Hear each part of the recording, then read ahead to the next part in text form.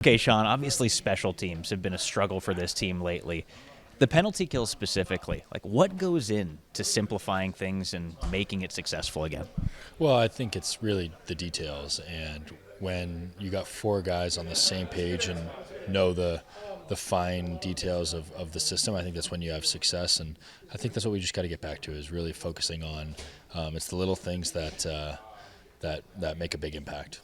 What sort of impact does just having a few successful kills have? Like, I mean, that's got to go a long way, right, in giving you guys that confidence. Yeah, it's you got to start somewhere. So and you start a successful kill with having your stick in the right lane, maybe a block shot, and the goalie's a big part of our penalty kill too. And so it's five of us, and yeah, you can kind of get the ball rolling. If you get one, you get two, and you start believing in what we're doing.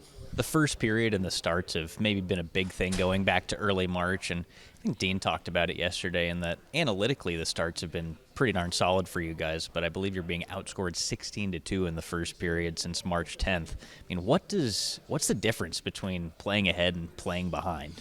Well, you get to this time of year, and it's hard to come from behind. So, you can sneak up on some teams earlier in the season and come back, but points are just so critical this time of year that coming from behind is going to be a tough recipe for us. But we've been able to do it, so it's not part of the plan moving forward. So I think it's just about keeping it simple early and realizing. We don't need to take any big risks early in the game and just put the puck behind them. And a lot of times, those simple plays can turn into goals for you. And it's not just coming in the game and letting the game go by. It's those simple plays are advantageous for our group. What does it do for you, I guess, mindset-wise, just feel-wise, when you do score the first goal? It's good. It's just to play ahead. It's the longer you play ahead, I think that just you add a little bit of stress to the other team, and the other team can start thinking we need to push, we need to score. And the second you get a little bit too zealous, you can find it yourself picking it out of the back of your net. So playing from ahead is a good recipe. I think you see a lot of the good teams. Especially those playoff teams are playing with leads, and especially when they get leads, they're hard to take them.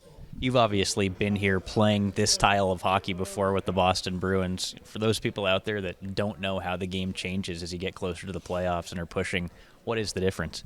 Well, it's just really fine, like small plays that seem to end up being game-changing plays, and the differences are so minute and so small between a winning team and a losing team, and a win and a loss. And so I think it's just realizing that any little finer detail can be the difference, and you don't know when it is going to be your time, and that detail is going to really matter for better or for worse, and that's what I think the difference is.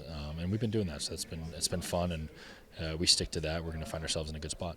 10 games left this season, sprint to the finish. I think the goal for you guys at the start of this year was simply to be playing meaningful hockey at the end of the year. Now that you are here, what do you like about these games?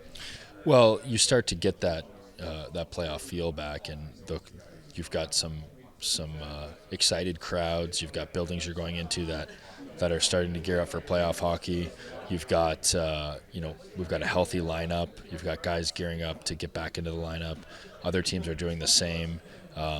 It's just a fun time of year. It's you're playing for your team and to get in the playoffs, and these are the times of year where all the not fun stuff going into getting yourself prepared is well worth it. So we've been excited for this, and it's a time for our team to continue to try and come together and make our final push. Speaking of preparation, Nashville hasn't necessarily had this season that they've wanted. They're out of the playoff race right now, but they've still got a pretty talented roster. So how have you guys prepared for this one?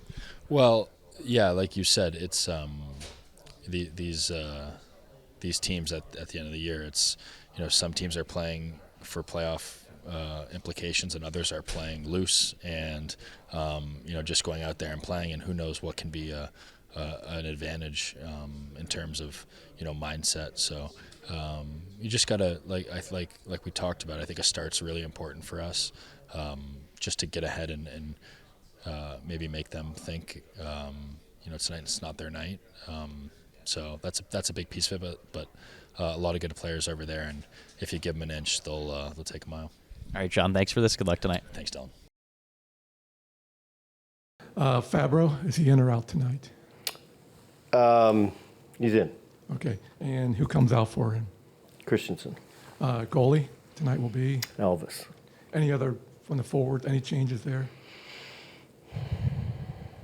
No. Okay.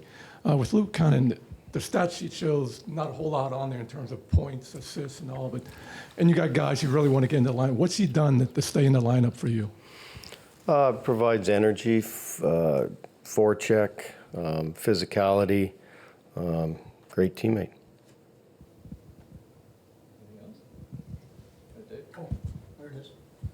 I know you've been asked a lot, but can you just describe the difference between a team playing with the lead and playing without the lead?